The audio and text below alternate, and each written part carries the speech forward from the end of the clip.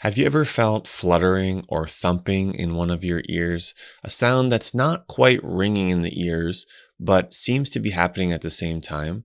This may be a condition called Tensor Tympani Syndrome, and in today's video, I will explain what that is, what are the causes, and what are the treatments. My name is Dr. Ben Thompson with TrebleHealth.com.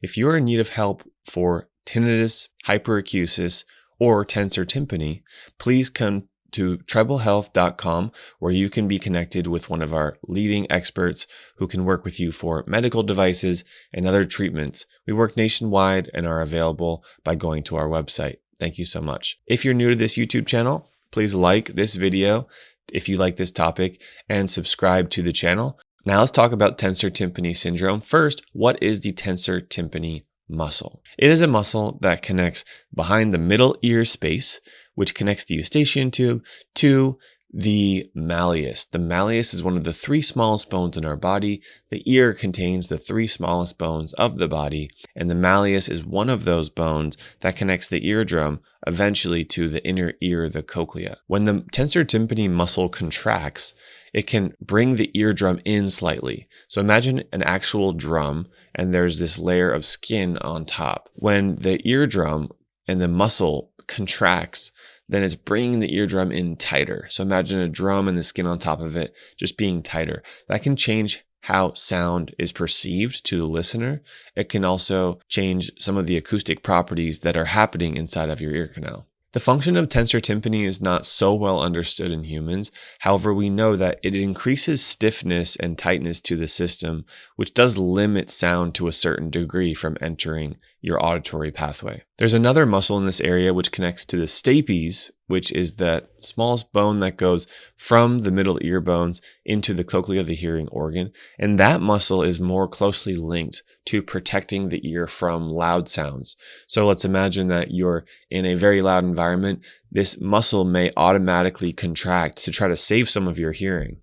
On top of that stapedius muscle, the tensor tympani muscle is thought to also be able to protect us from very loud sounds. When it contracts, it can protect us and reduce some of the decibel loudness levels coming into our ears. That same tensor tympani response is also thought to be part of certain physiological reactions like chewing, talking, or when we're startled, that same muscle can contract and have a similar effect of what's happening to protect the ear from loud sounds. But when I'm talking or chewing, it's not necessarily because there's loud sounds. If I'm startled, it doesn't mean there's a loud sound. The body can respond in a similar way. Tensor tympani syndrome refers to when that tensor tympani muscle is overfiring. You can think of it like a leg spasm or another muscle in your body that's twitching. Similar effect of what's happening with tensor tympani syndrome. Now, good thing is that it can be treated, it can improve. And I've seen this many times where if someone has tensor tympani issues with or alongside hyperacusis, sound sensitivity, or tinnitus, ringing in the ears, that as all these symptoms improve with our treatment, that the tensor tympani contractions and spasms improve as well. In terms of the symptoms you may experience, that frequent contraction of that muscle may result in symptoms like thumping, clicking, or fluttering.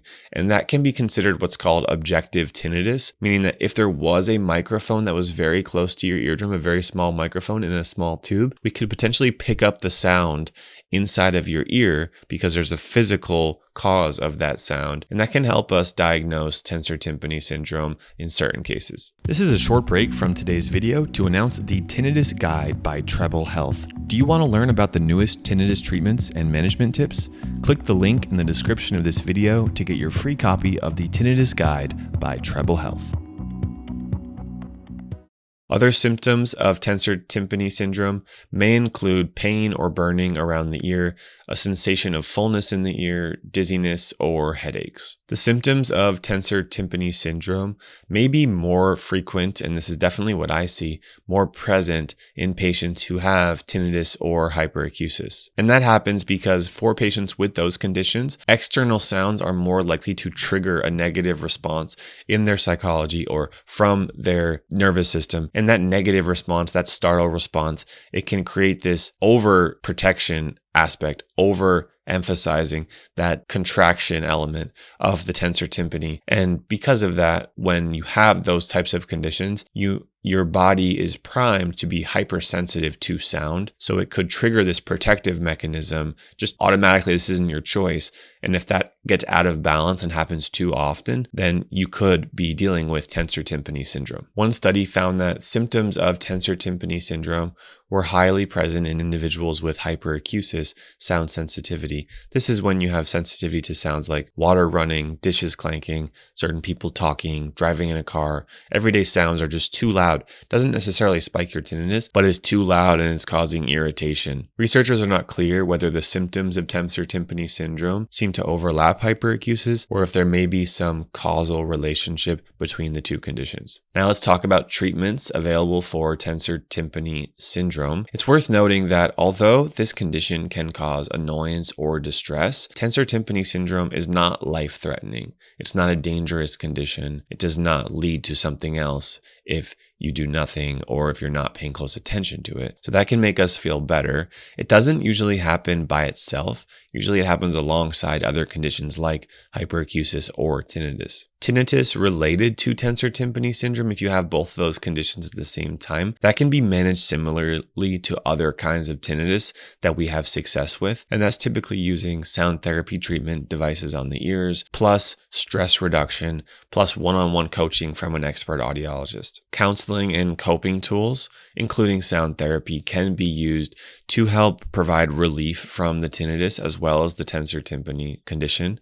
And when you do both of those and you're performing that kind of strategy, it may not stop the perception of tinnitus altogether, but it can significantly reduce it over time, which is a great result. If hyperacusis is also a condition that you're dealing with, then having sound therapy treatment with devices on the ears like those from Treble Health and professional expert counseling on what should you be doing every day and every hour to help promote this natural improvement. That is what we want to focus on. That is what we see as the best treatment available when there's hyperacusis or tensor tympani syndrome. And really the treatment for hyperacusis and tinnitus is quite similar. So if you have tensor tympani with either of those conditions, it's best to reach out to treblehealth.com or another expert tinnitus or hyperacusis specialist so that we can help you talk about your treatment options and guide you through the process. In some cases, medical treatment for tensor tympani syndrome, for example, surgery, medication, is available under the guidance of an ENT physician. And although that may be considered at this time, there is no effective treatment that's commonly used for every patient with this condition. It's typically managed by an audiologist. My name is Dr. Ben Thompson with Treble Health. Thank you for watching this video. Remember to like, subscribe, comment, share this on different forums that you typically go to. And if you think you have tensor tympani syndrome, I'd like to know. My name is Dr. Ben again, and I'll see you on the next video. Bye-bye. Thank you for watching today's video with Treble Health. Check out our next video by clicking the button on this screen or another recommended video. And if you're not already, make sure to subscribe to our YouTube channel. Thanks so much. See you on the next video.